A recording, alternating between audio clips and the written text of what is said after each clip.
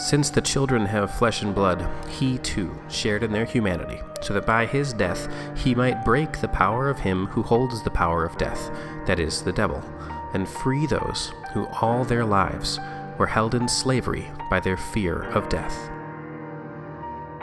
Can you imagine what it's like to receive death threats? It depends a lot, of course, how you perceive death's threats, because there's some who run away from what they see as life's edge, and some who are pressing on so bold you'd think they're threatening death. The devil knows that fear of death is where his power rests. It's big enough to overwhelm even the levelest heads. He whispers never again about their families and friends and asks them if they're really sure about what happens when it's said and done, the bell is rung, the reaper's sickle has been swung, they've breathed their last, their moments past, the curtains have for them been hung, the bucket holding their list kicked over by the horse they rode into the sun, when there are no more songs to sing after the fat lady has sung.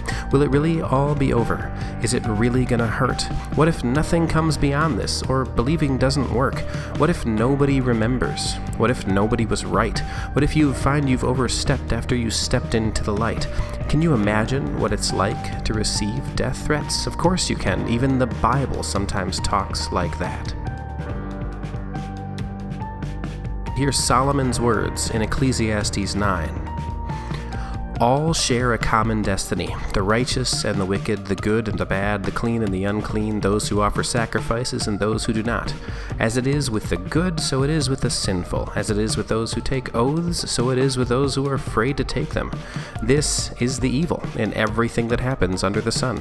The same destiny overtakes all. The hearts of people, moreover, are full of evil, and there's madness in their hearts while they live, and afterward they join the dead. Anyone who is among the living has hope. Even a live dog is better off than a dead lion. For the living know that they will die, but the dead know nothing. They have no further reward, and even their name is forgotten. Their love, their hate, and their jealousy have long since vanished. Never again will they have a part in anything that happens under the sun.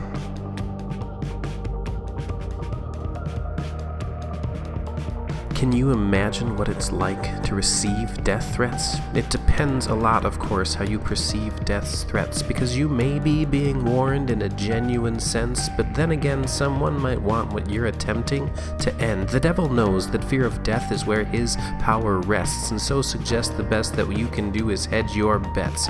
And when he tries to make you think that there is not much left, remember, there's a corpse whose story doesn't end with death. He's why we call it passing on, say to a better home they've gone. He is the reason we say great unknown and glorious beyond. Say homeward bound to Abram's bosom, you've been carried along. He's what you're long for when it turns out for this world you were not long.